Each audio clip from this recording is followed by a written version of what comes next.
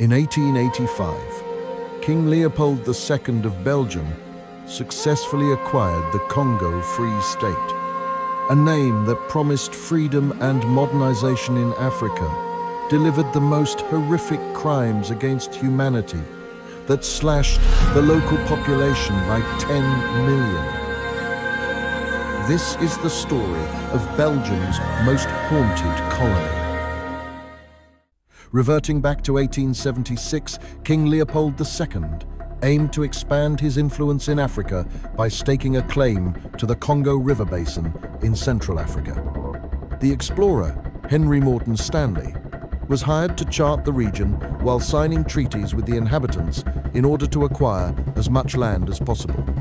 The African continent, rich in minerals and raw materials, was viewed as a resource base that could fuel European industrialization for decades. Therefore, major powers such as France, Britain, Germany, and Portugal became aware of King Leopold's plans and began their own expeditions to claim African territories. However, by 1884, competition for colonization increased and conflicts began to escalate. As such, Germany invited the competitors to negotiate and find a common solution in what is known as the Berlin Conference. During the negotiations, the Belgian king himself promised to bring freedom and civilization to the continent, convincing the rest of the great powers to grant him control of Congo. Ironically, the region was formally established as the Congo Free State in 1885.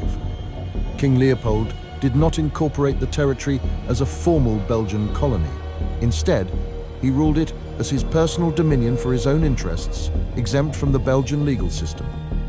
The new land was a vast area of jungles, abundant in ivory and rubber, which were in major global demand. The Congo Free State was governed from Brussels, but the capital of administration was the city of Boma, where a direct representative governor of the king resided. Under the governor's power, there were 14 districts with commissioners, colonial administrators, and trading agents, whose objective was to extract the maximum possible amounts of ivory and rubber. Such process required manpower and labor. Manpower was achieved by King Leopold establishing militias and hiring mercenaries who would increase their number by buying, forcing, or even kidnapping native tribal leaders to influence the local population.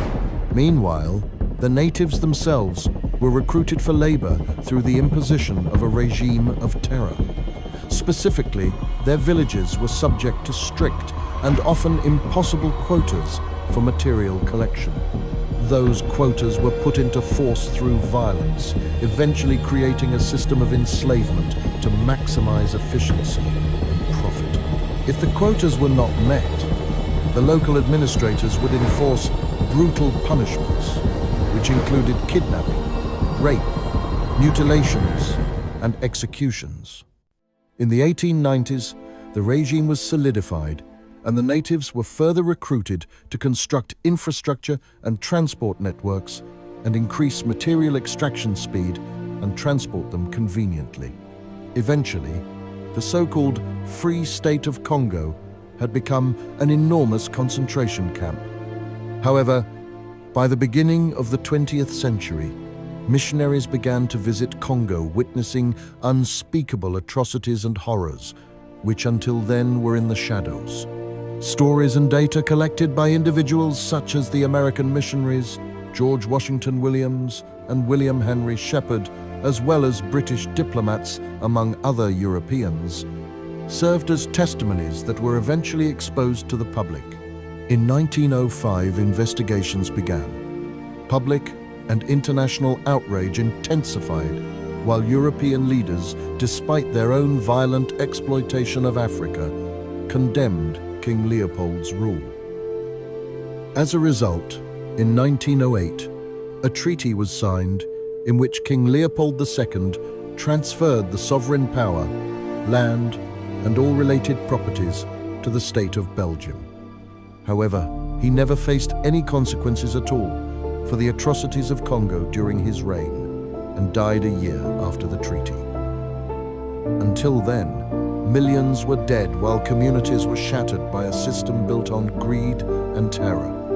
Though the Congo Free State ceased to exist, the legacy of exploitation endured, etched into bodies, memories, and generations yet unborn. Belgian colonial rule continued under a new name, but the past could not be erased.